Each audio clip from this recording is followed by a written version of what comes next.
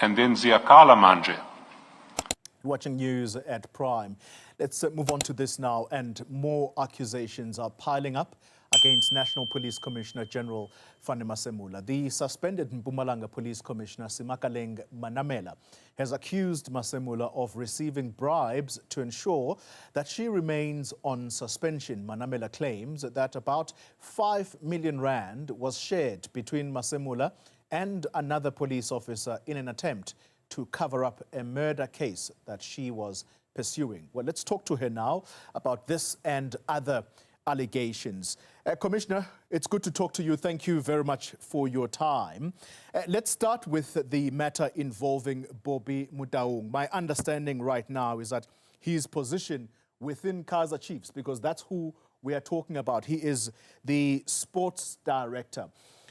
Do you have proof that indeed money exchanged hands? Bobby Motaung bribing, as you claim, the police commissioner along with another police officer. Thank you very much, and good evening to the listeners.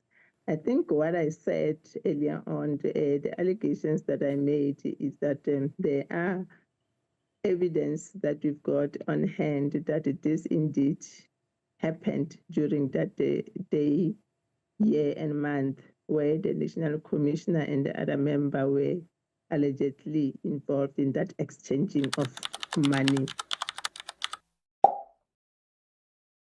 What happens when the very people meant to uphold the law are accused of breaking it?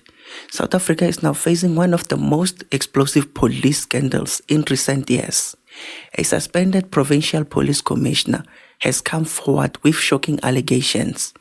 Claims of bribery, political interference, murder cover-ups, and even links to human trafficking networks. But the big question is this a whistleblower exposing the truth or a desperate official fighting back?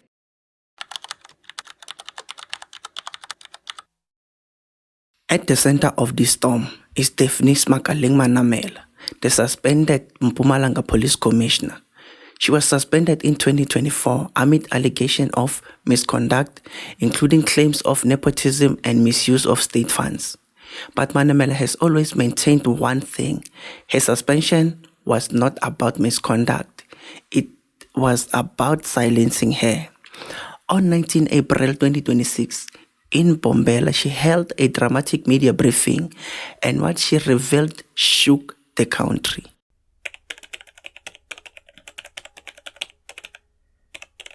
Manamela accused South Africa's top cop, Fannie Masemola, of accepting a 5 million bribe. According to her, the money allegedly came from a businessman and a football administrator, Bobby Motaung. She claims the payment was shared with Botsotso Moukangwe. The purpose? To block her return from suspension. Why would that matter? Because according to Manamela, her return could have reopened sensitive corruption cases that might implicate powerful figures. In no time, he, Moloko, owns 4 houses and a dry clean. Mr. Jimmy Mohlala is currently in prison for robbery where 109 million was robbed in Witbank. The initial suspects on the fraud and corruption of the Mbombela Stadium tender case have been on bail since 2012, which made the case to die ultimately, except one who is released on J534, the payment of admission of guilt. Case numbers as per Nelspruit Case 307 of 4, 2012 and Case 35010 of 2012 are referenced.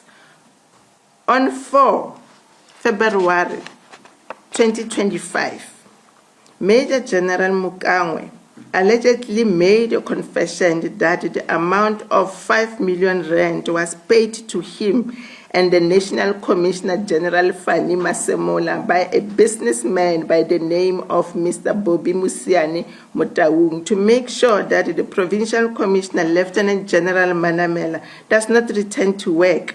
If she does, the case dockets will be reopened, be arrested, as they are allegedly responsible for Jimmy Mohlala's death. The incident of exchanging money allegedly took place during January 2025 in Pretoria, Montana. Moukangwe also said that he is relieved because the National Commissioner General Masemola is part of the plan. He is sure that Manamela will never return to work, thus he is no longer panicking. The two dockets of 350-10-2012 and 307-04-2012 registered in Nelspruit, South African Police Service are both linked to Jimmy Mohlala's case. In case 350-10-2012, Mr. Bobby Motaung and other 5 suspects were arrested and later released on bail except Mr. Ramoas Michel, who was relieved with J534.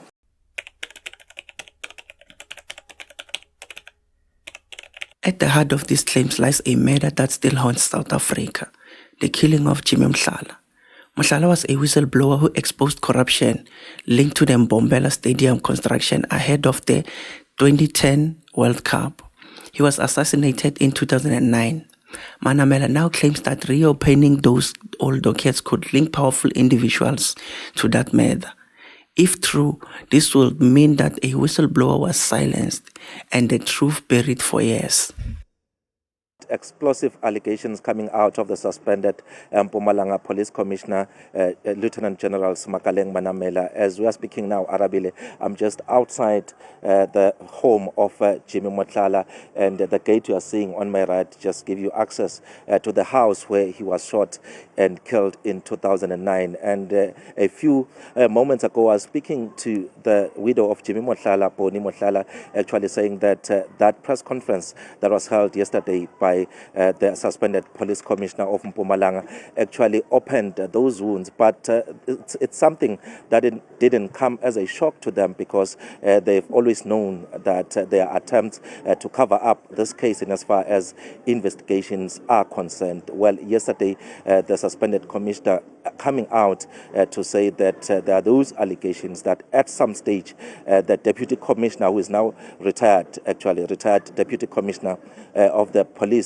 in Mpumalanga, are responsible for crime prevention, once confessed that they received that bribe, which is said that it was shared between him as well as the National Commissioner Fannie Masemola. And the suspended provincial commissioner there emphasizing that as much as these are allegations, but some of those things she mentioned there, she's prepared to provide evidence when needed. But all those allegations, Arabile, painting a grim picture in terms of the trust of the public into the police. In fact, the family of Jimmy Mohlala here saying that they don't trust the police anymore. They want now this case to be reinvestigated, if I may put it that way. They want the case to start afresh. They are calling on the leadership of the police as well as even President Cyril Ramaphosa to ensure that they find closure in as far as this case is concerned. You look into some of the things that were mentioned by the suspended police commissioner here.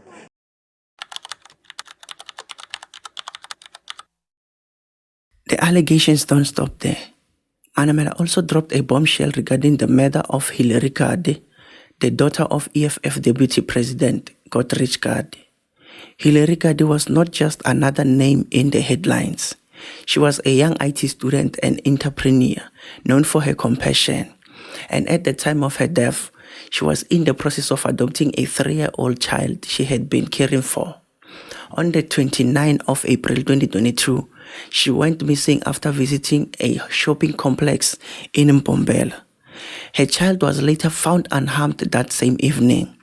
But 3 days later, her body was discovered roughly 60 kilometers away, showing signs of violence. Her murder shocked the nation and became a symbol of South Africa's ongoing struggle with gender-based violence. Manamela now claims that senior officers interfered in the investigation. According to her, Dora Kaba allegedly helped a suspect evade arrest. She also raised concerns that some suspects were mysteriously released and that the case may not have been handled with full transparency. The main accused, Razin Kuna, faces multiple charges, including kidnapping and murder, with the trial expected to proceed in 2026 after several delays. Now the Gardi family is demanding that she testify before the National Commissioner of Inquiry.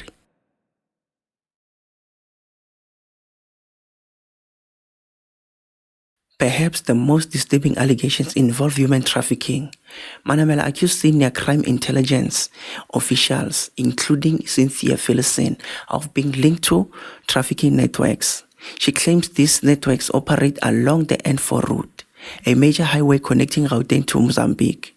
According to her, safe houses are being used along the route, dockets are being hidden or manipulated. Criminal syndicates are being protected from inside the police. If proven true, this suggests something far more dangerous than corruption. It suggests infiltration.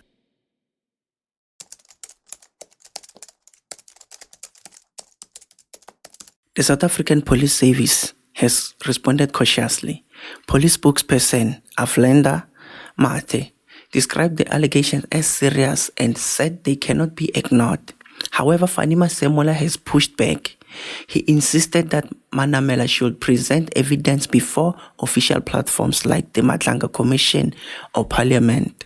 Meanwhile, Botsotso Moukangwe has denied everything, claiming he only knows Bobby Motaung from TV. The matters raised by the General must be subjected to the appropriate investigative processes because we need to establish facts. We can't speculate for now.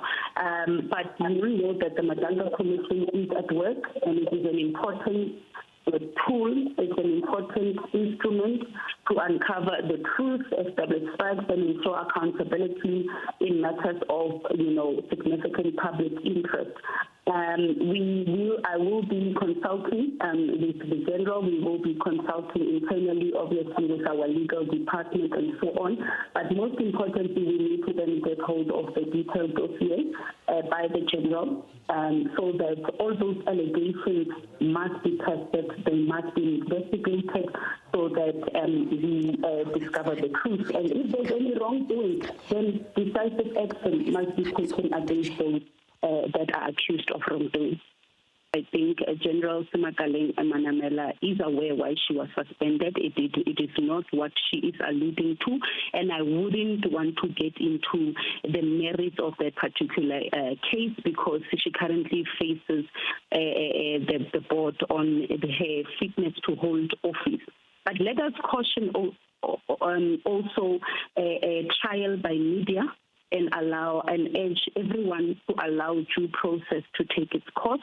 Like I've indicated, we have just noted the media briefing in which the General is making serious allegations that cannot be taken lightly. So we are also consulting with our legal department. We will be consulting as management on a way forward. But what is important is that we need to get a hold of that detailed dossier so that due processes can unfold, which includes obviously establishing the facts so that we can move forward. I can't talk to specific cases. I'm not privy to the information on those particular dockets because I'm not a detective, but I'm yet to receive a full detailed briefing on each case, on what happened on each case. But let us firstly also assure South Africans that the operational effectiveness of the South African Police Service remains intact. We are still on the ground. Operation Shamela is still on the ground, and policing services across the country continue without disruption.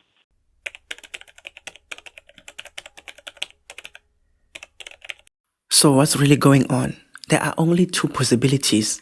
Either Manamela is exposing one of the biggest corruption networks ever seen inside South Africa's police force, or these are unproven allegations in a bitter internal power struggle. But one thing is certain, public trust in law enforcement is now on the line. The next steps, investigations, court proceedings, and possible testimony before the National Commission could determine whether the truth finally comes out. This is a developing story. And in a country already battling crime, corruption, and political tension, the stakes could not be higher. What do you think? Is this a brave whistleblower or something else entirely? Drop your thoughts in the comments, and if you want more deep investigation like this, subscribe and stay informed.